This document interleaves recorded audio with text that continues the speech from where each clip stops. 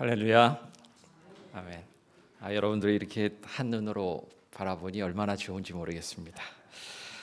여러분, 제가 세수만교회 얼마나 오래됐는지 기억하세요?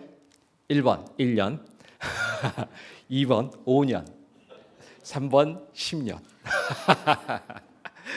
저는 5년 같습니다. 그런데 사실 제가 지난 3월에 왔죠. 그러니까 3, 4, 5, 6, 7. 오늘 7월 마지막 주일을 보내면 제가 이제 5개월 있는 거예요.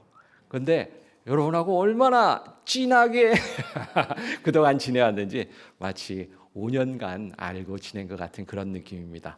그런 느낌이 상호적이기를 저는 강력하게 희망하고 있습니다. 여러분, 제가 사랑하는 댄 전도사가 저를 만나서 자기가 다니고 있는 세소만교회하고 변 목사님이 너무 훌륭하시다고 와서 한번 보지 않겠냐고 그렇게 얘기를 했습니다. 요즘 젊은 사람들은 어디에 대해서 소개를 들으면 뭘 찾죠? 웹사이트를 찾습니다.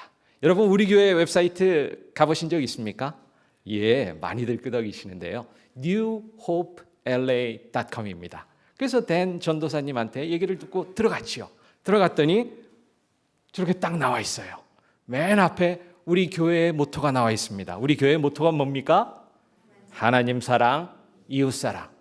우리 새소망교회가 하나님 사랑, 이웃 사랑에 헌신하는 교회이기를 믿습니다. 예, 그래서 제가 어제 새벽 기도에 이 주제를 가지고 말씀을 전하기 시작했습니다. 어제는 하나님 사랑에 대해서 말씀을 드렸고요.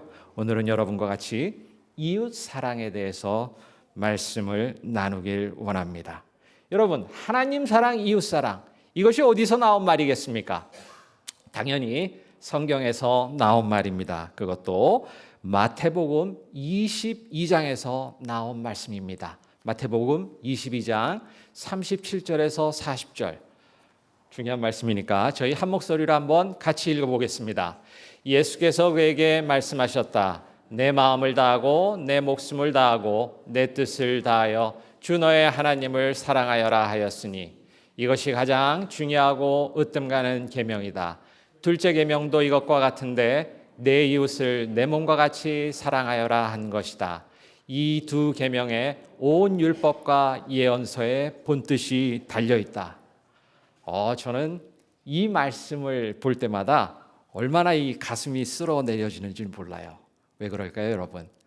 예수님께서 기억해야 될 계명은 딱 두 가지.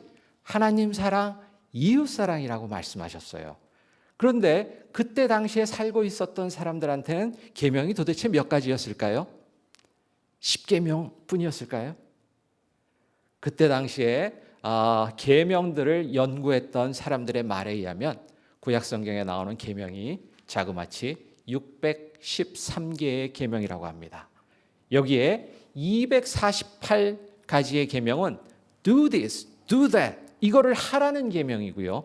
365의 계명은 don't do this, don't do that, 저거 하지 말고 이거 하지 말고. 여러분, 613개의 계명을 기억하실 수 있겠어요? 그런데 예수님께서 오셔서 단칼에 정리를 해주신 거죠. 그러니 얼마나 제가 감사하겠습니까? 여러분들도 이 계명을 볼 때 감사하시는 마음이 드셨으면 합니다. 사실은 이 말씀이 너무너무 재미있는 배경에서 나왔습니다. 여러분, 예수님이 이 세상에 오셨을 때 그때 유대의 대제사장들과 서기관들은 어떻게 했을까요? 두 손을 들고 환영을 했습니까? 아니면 예수님과 반목하였을까요? 예수님이 오셔서 백성들에게 메시아라고 이렇게 평판을 놓고 그 힘을 늘려나가는 것을 보고 이 사람들은 시기와 질투에 빠질 수밖에 없었어요. 자기의 권위가 땅에 떨어질 것을 두려워했어요. 그래서 와서 예수님께 시비를 걸기로 한 겁니다. 첫 번째 시비는 예수님께 와서 바리새인들이 도대체 로마 황제에게 가는 세금은 우리가 어떻게 해야 됩니까? 이걸로 논쟁을 벌였어요. 두 번째는 사두개인들이 와서 부활이 되면 우리에게는 어떤 일이 벌어지나요? 하고 예수님께 또 질문을 드렸습니다. 궁금하신 분들은 성경을 찾아보시면 됩니다. 그리고 마지막으로 그 두 논쟁을 통해서 예수님께 큰 이겼다고 느낌이 들지 않았어요. 왜냐하면 예수님이 너무나도 명쾌하게 답변을 했기 때문에 이 제사장들과 서기관들은 이래서는 안 되겠다. 예수님을 정말 골탕 먹이려면 다른 방법을 강구해야 하겠다 하고 바로 예수님께 이 질문을 들고 나온 겁니다. 예수님, 어느 계명이 크니까? 질문은 간단합니다. 그런데 방금 말씀드린 것처럼 구약에 있는 계명은 613개의 계명이라 되는데 어느 계명이 가장 큽니까? 라고 딱 물었을 때 어떤 사람이 명쾌하게 대답을 할 수 있었겠습니까? 그런데 예수님께서는 이 두 계명을 그 대제사장들과 서기관들에게 준 것입니다. 하나님을 사랑해라. 그리고 이웃을 사랑해라. 그런데 이 두 말씀이 구약에서는 저희가 전혀 보지 못했던 그런 말씀입니까? 구약에 다 있는 말씀이에요. 특별히 첫 번째 계명으로 주신 하나님 사랑은 신명기 6장에 이렇게 나와 있습니다. 이것은 특별히 쉐마 이스라엘이라고 하는데 지금도 유대인들이 가정에서 아침 저녁으로 예배를 드리면서 읊는 기도문인 것입니다. 6, 7, 8, 9절은 놔두고요. 가장 중요한 4절, 5절 한번 같이 보실까요? 이스라엘아 들어라. 우리 하나님 여호와는 오직 유일한 여호와이시니 너는 마음을 다하고 뜻을 다하고 힘을 다하여 내 하나님 여호와를 사랑하라. 이 계명은 아마도 그때 당시에 많은 랍비들도 가장 중요한 계명이라고 생각할 수 있습니다. 그래서 예수님께서 하나님을 사랑하라, 내 주 여호와를 사랑하라고 말씀하셨을 때 다들 공감하면서 아마도 실망했을지도 몰라요. 뻔한 말씀하시는구나. 메시아라고 그러면서 우리에게 새 계명을 주는 것이 아니고 우리가 예전부터 알고 있던 하나님을 사랑하라는 계명을 주시는구나. 그런데 놀라운 계명은 바로 그 다음에 따라 나오는 것입니다. 너의 이웃을 사랑하라. 내 몸과 같이. 그러면 이 계명은 구약에 없었던 계명이냐? 그렇지 않습니다. 구약의 레위기에 보시면 이 계명도 나와 있습니다. 원수를 갚지 말며 동포를 원망하지 말며 내 이웃 사랑하기를 내 자신과 같이 사랑하라. 나는 여호와이니라. 명백하게 이웃 사랑에 대한 계명도 구약에 있습니다. 그런데 놀라운 것은요, 하나님 사랑과 이웃 사랑, 이 말을 동시에 말씀하신 분은 아무도 없었다는 거예요. 아무리 위대한 랍비도, 아무리 저명한 유대 학자도 하나님 사랑과 이웃 사랑을 동격으로 말씀하신 분이 없는 거죠.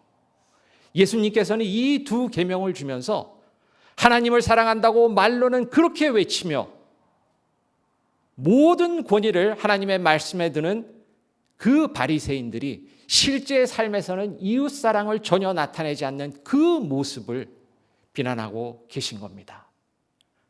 그리고 그 수많은 613개의 계명은 사실 이 두 계명으로 압축 요약할 수 있다고 그렇게 말씀하신 것입니다. 이 계명에 대해서 사도 요한은 또 이렇게 얘기를 하고 있습니다. 요한일서 3장 보시면 이거는 여러분 우리 한 목소리로 같이 읽을까요? 형제자매 여러분, 세상이 여러분을 미워해도 이상히 여기지 마십시오. 우리가 이미 죽음에서 생명으로 옮겨갔다는 것을 이것을 아는 것은 우리가 형제자매를 사랑하기 때문입니다. 사랑하지 않는 사람은 죽음에 머물러 있습니다. 여러분, 우리는 예수님께 구원을 받고 우리가 죽음에서 생명으로 옮겨진 사람들이라는 것입니다.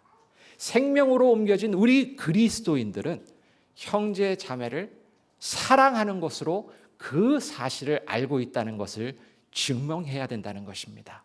만약 우리가 우리의 이웃을 사랑하지 않는다면 우리는 아직도 생명이 아닌 죽음에 머물러 있는 사람이라고 그렇게 말씀을 하고 있습니다.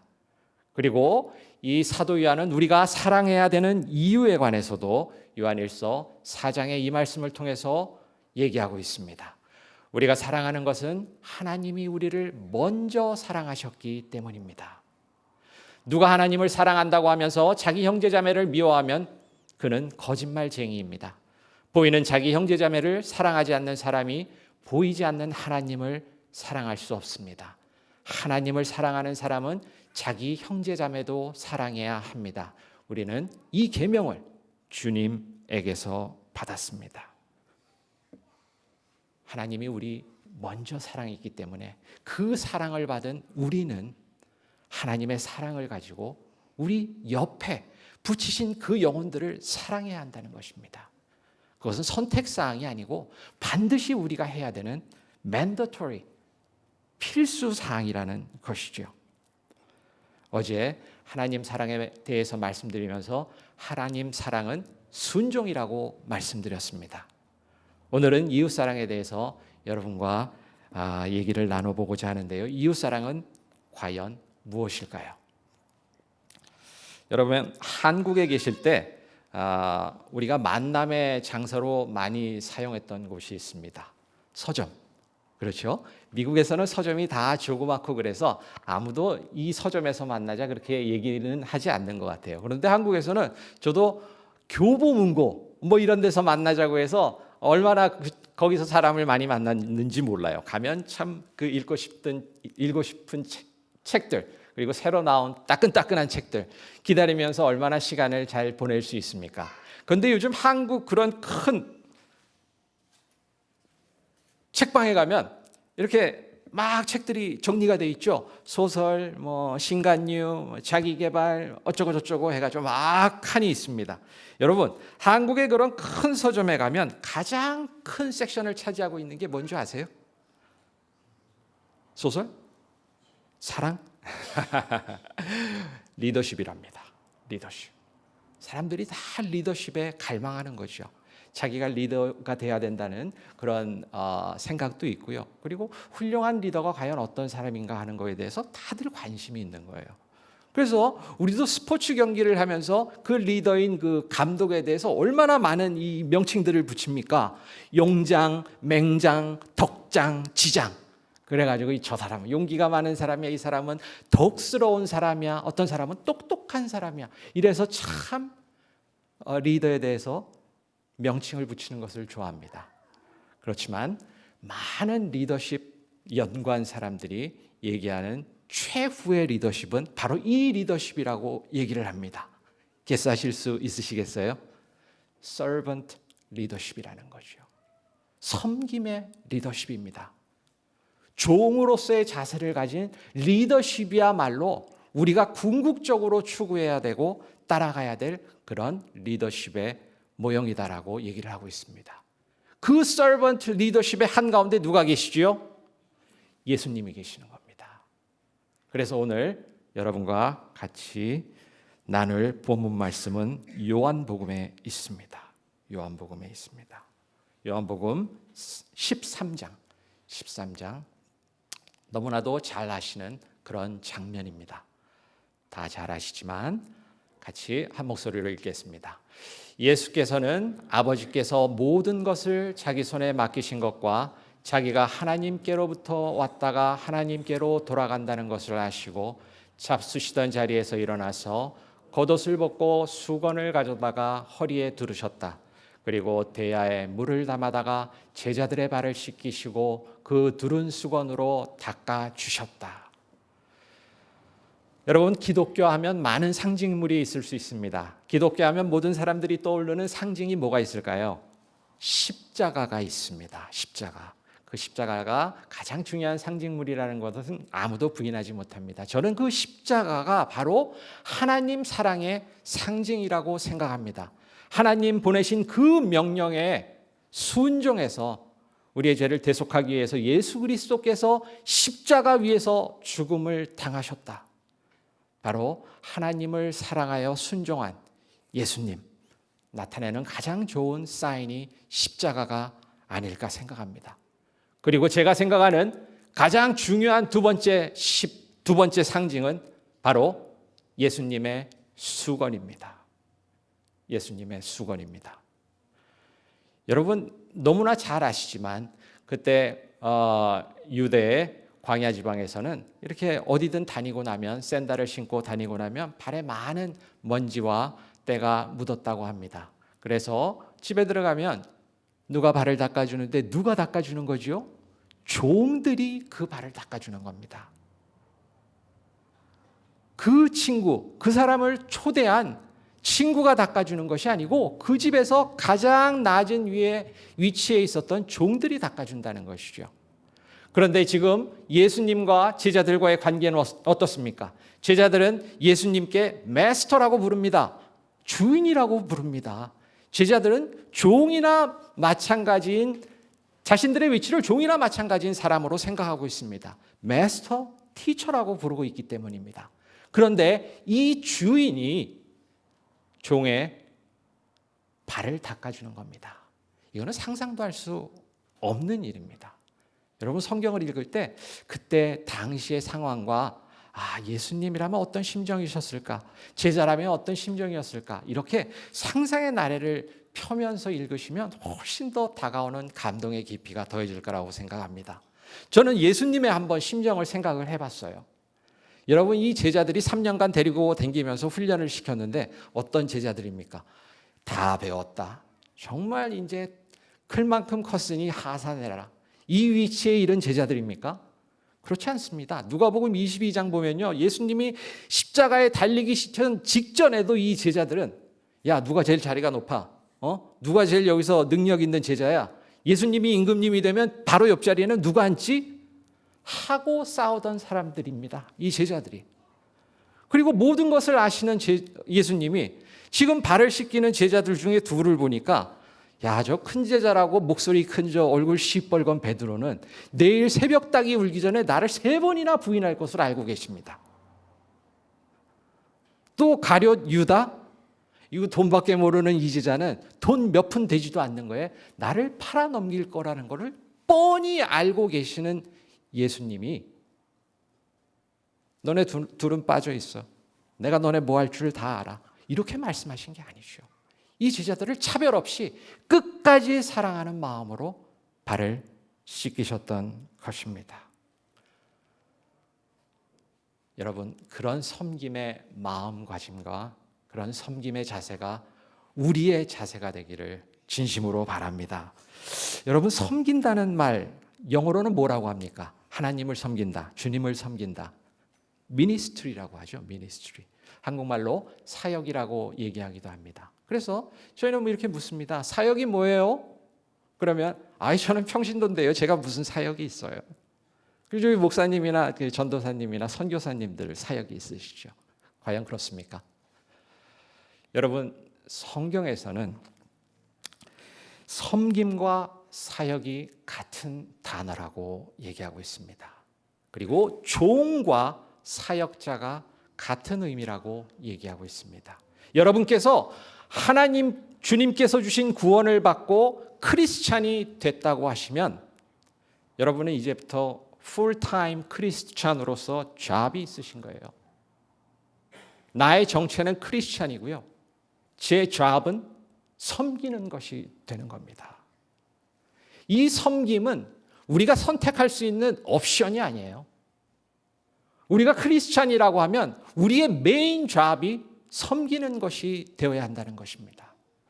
만약 여러분이 지금 있는 자리에서 섬기고 있지 않으시다면 크리스찬으로서의 그 잡을 열심히 이행하지 않는 거라고도 말할 수 있을 것 같아요. 그래서 예수님은 이 문제에 대해서 마태복음 20장에서 명백하게 설명하고 계신데 예수님께서 이렇게 말씀하셨습니다.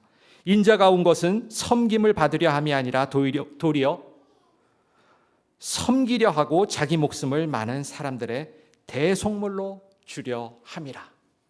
여러분 섬김의 기회가 있을 때 이것이 나의 일이라고 생각하고 적극적으로 행하는 여러분이 되십시오. 이것은 선택사항이 아니고 정말 우리의 크리스찬으로서의 주요 임무라는 것을 잊지 않으셨으면 합니다. 여러분 근데 왜 이렇게 섬기는 게 어려울까요? 아는데 어렵습니다.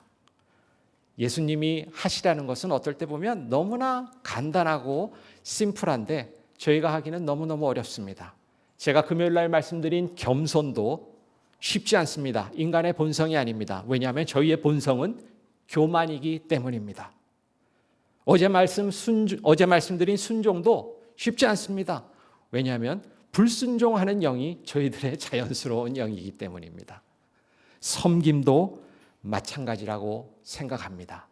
그렇지만 우리가 구원받은 자로서 하나님 앞에 겸손하고 순종하고 섬길 때 바로 하나님께서 우리의 삶을 기쁘게 받아주실 거라고 생각합니다. 그 자세가 바로 사도 바울이 우리에게 말씀하신 하나님께서 기뻐하실 거룩한 산 제물로 우리의 삶을 드리라는 것이 바로 그 말이 아닌가 싶습니다.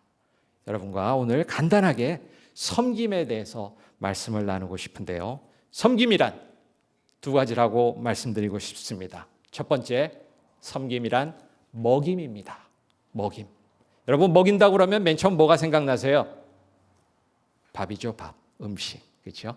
음식. 중요한 먹임입니다. 그리고 섬기는 일입니다. 그렇지만 저희 교회는 적어도 밥 먹는 것만큼은 너무너무 잘하고 있다고 생각하기 때문에 밥 먹는 얘기는 오늘은 지나갑니다. 제가 생각하는 첫 번째 먹임은 말씀을 먹이는 것입니다.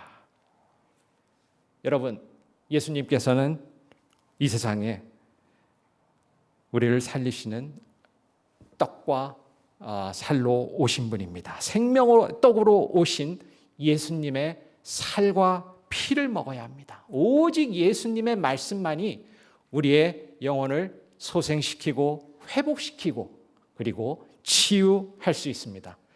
여러분, 전 시티그룹의 회장인 조지 월터라는 분이 이런 말을 했습니다. 이 세 가지는 필요한 곳으로 흘러가서 소중히 여겨지는 곳에 머무른다.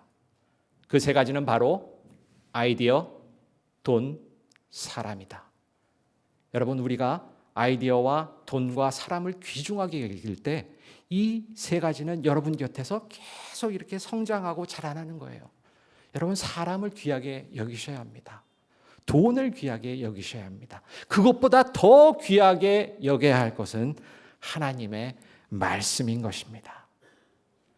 여러분, 말씀을 먹이는 사람이 되어야 되겠습니다.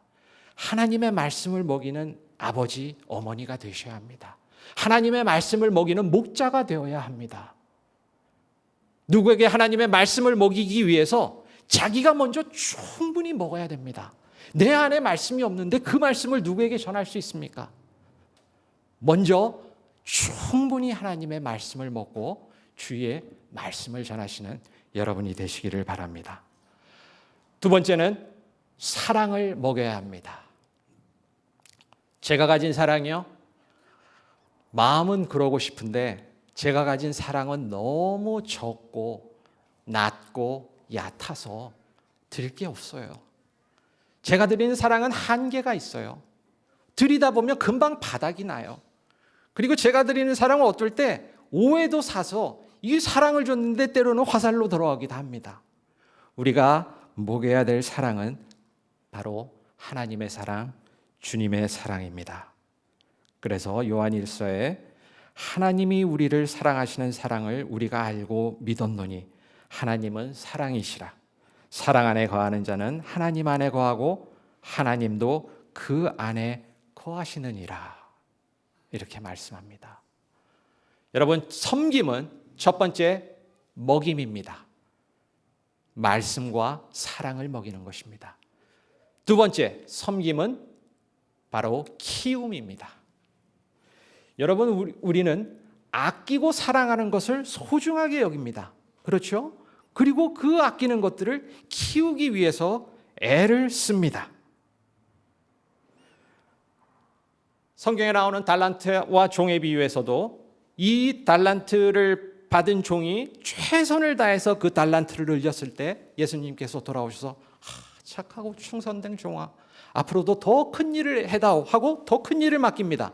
그렇지만 하나님께서 맡기신 달란트를 땅에 묻은 종은 이 악하고 게으른 종아 하고 예수님께서는 비난을 하십니다.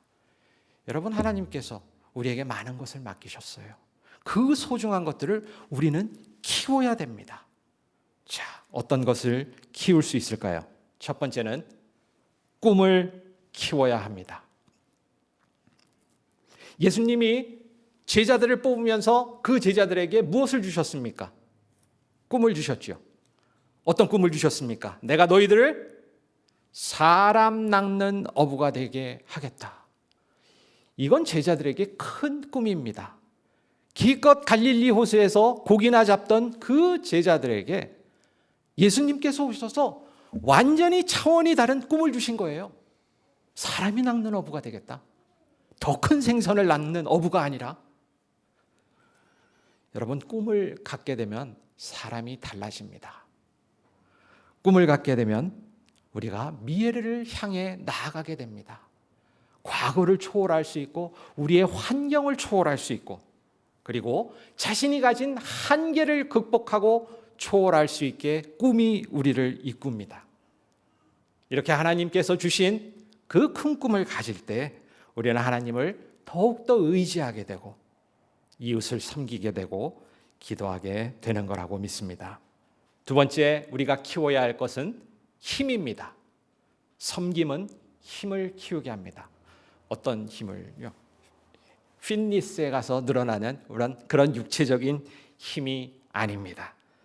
우리가 섬길 때 그 섬기는 사람들을 통해서 고난을 이길 수 있는, 세상을 극복할 수 있는 힘을 키우게 됩니다.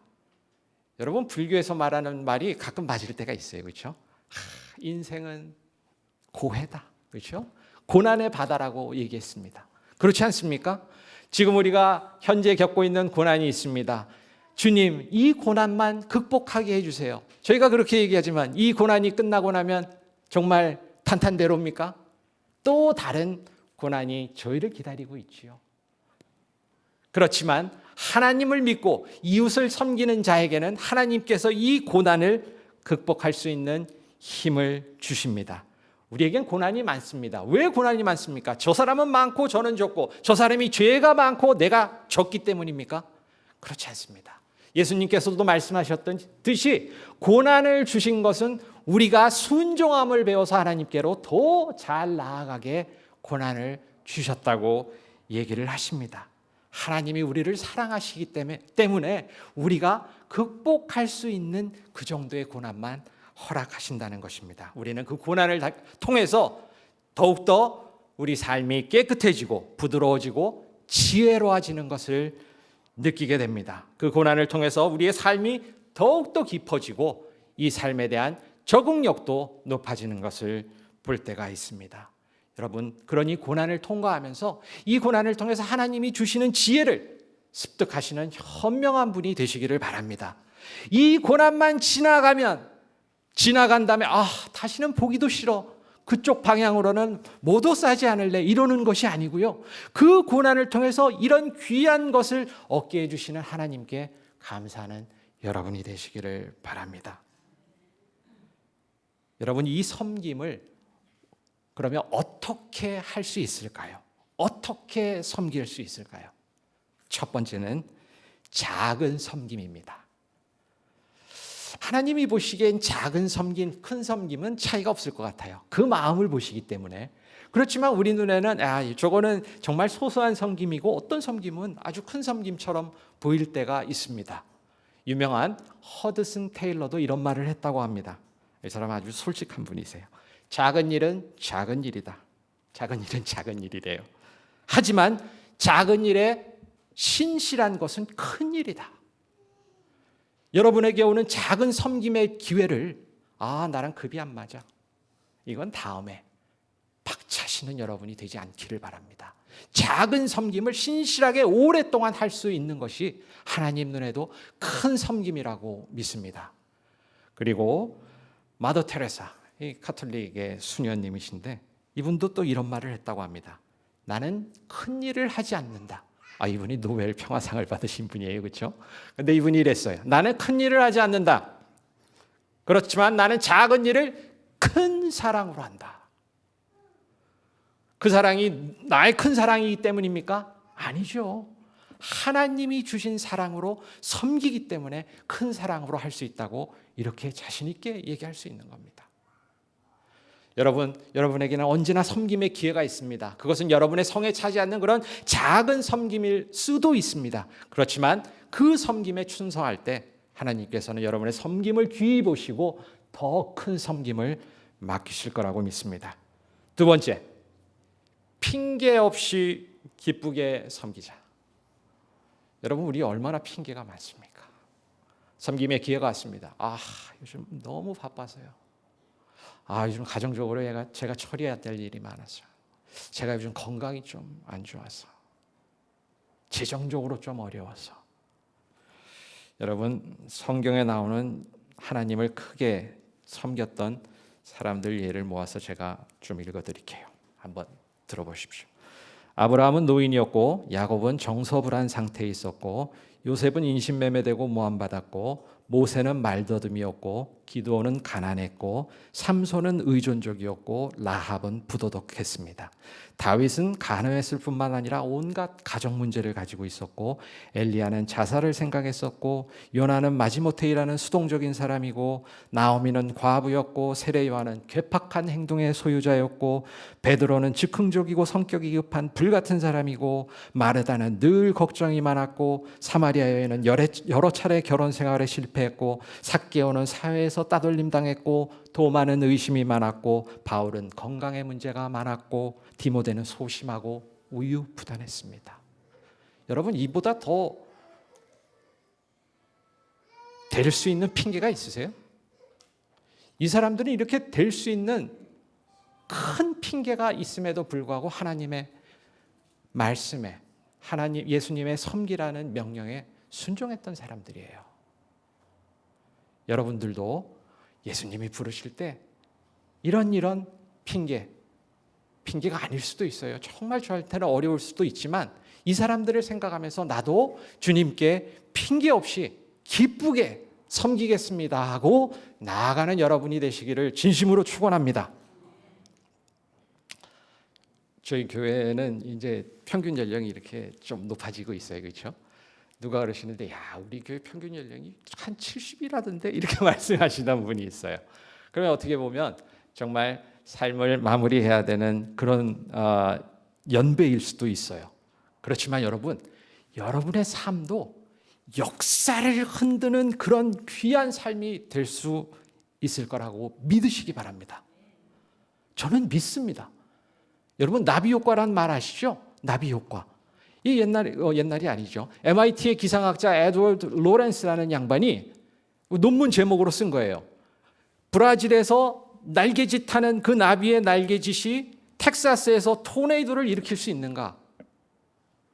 답은 모르겠다예요. 사실은 너무나 변수가 많아서 그렇게 될 수도 있고 안 될 수도 있다는데 사실은 사람들이 그 논문 제목을 보고 그럴 수도 있겠다 이렇게 생각한 거죠. 저는 정말 그럴 수 있을 거라고 믿어요.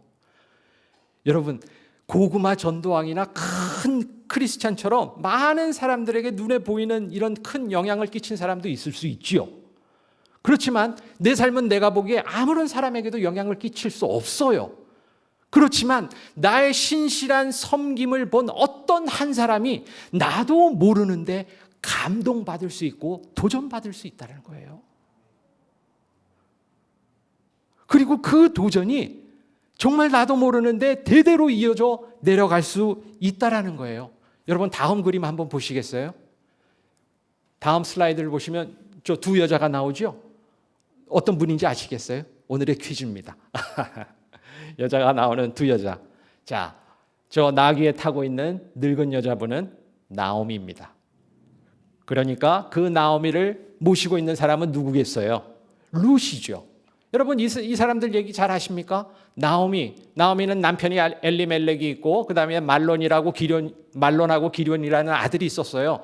그런데 유대 지방에 큰 기근이 들어서 여기 못 살겠다 이렇게 되니까 다른 지방, 모압 지방으로 이주를 갑니다. 그래서 말론하고 기련은 오르바하고 룻이라는 모압 여자, 이방 여자랑 결혼을 해요. 그런데 계획대로 안 돼요.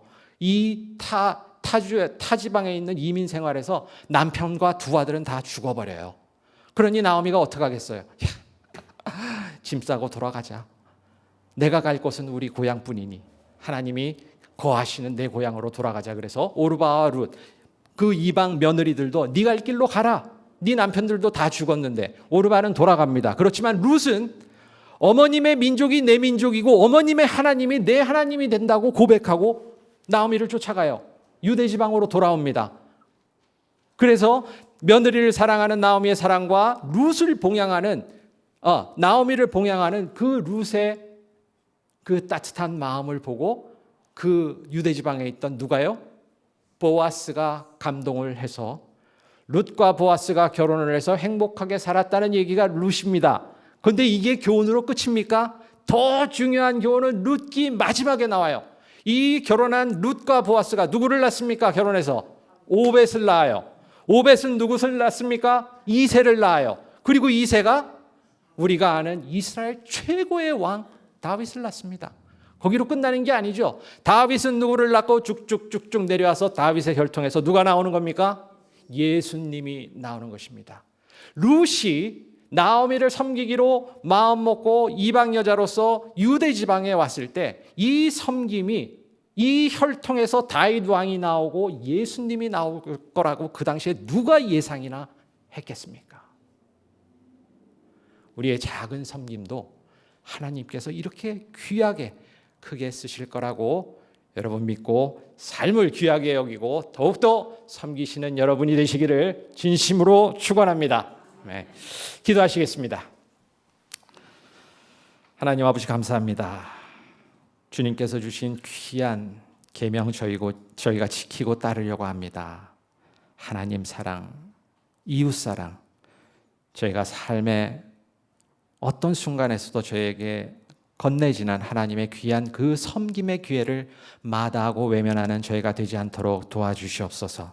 그 섬김을 충성되게 섬길 때 저희가 사모하는 더 큰 섬김의 기회도 하나님께서 허락하실 것을 믿습니다. 저희들의 삶이 저희도 모르는 순간에 저희들의 섬김으로 인해서 다른 사람에게 전이 되고 더 큰 도전과 은혜가 되는 그런 삶을 살 수 있도록 저희와 동행하시고 축복하시고 인도하여 주시옵소서. 감사드리고 모든 말씀 우리 주 예수 그리스도의 이름으로 기도하옵나이다.